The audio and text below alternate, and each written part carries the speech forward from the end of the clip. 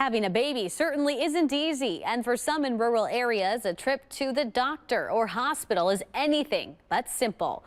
Many women in Wisconsin drive 30 minutes to an hour for checkups and to give birth. Few new OB-GYNs are choosing to practice in rural areas, but UW-Madison is hoping to help find a solution. Tonight, we are putting this state and national OB-GYN shortage in focus.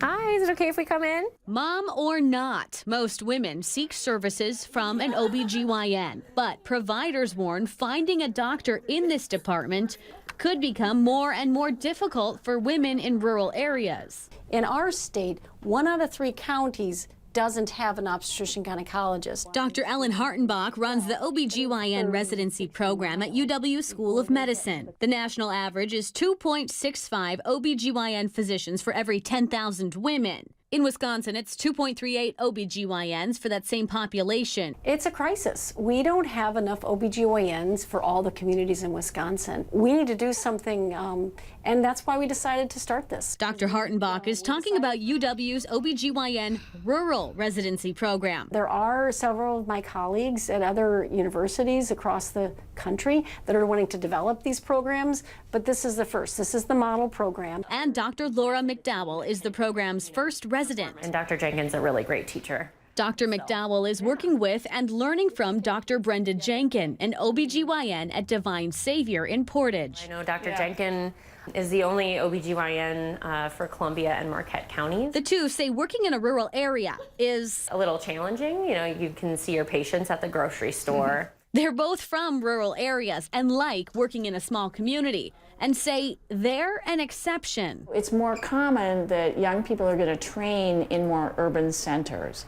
When they begin to look for a job, it would seem common sense to look for a job that has all of the resources that you're accustomed to. For their patients, having a shortage of providers means more travel. You can't expect, oh, I'll be able to make it, 2 hours to the bigger center. You just don't know if you have that time. And for providers, I think one of the biggest differences is that in this hospital, we're a team.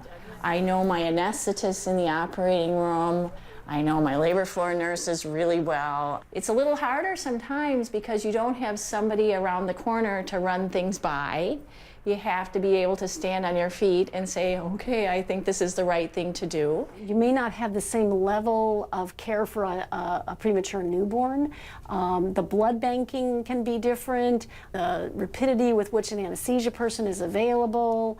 The nursing staff for more complicated pregnancies. Still, Dr. Hartenbach says with UW's OB-GYN rural residency program, there's no shortage of applicants. We have over 100 applications a year for the one spot. But she says there are barriers. So the hospitals have to be willing to pay for these positions. And so there's a big bottleneck with funding for these programs.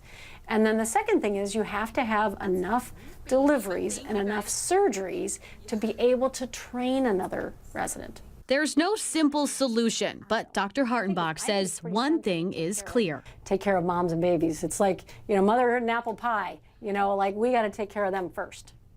26 out of 72 counties in Wisconsin do not have an OB-GYN. That's according to the American Congress of Obstetricians and Gynecologists. And Senator Tammy Baldwin is addressing this shortage on the federal level. She's co-authored bipartisan legislation called the Improving Access to Maternity Care Act.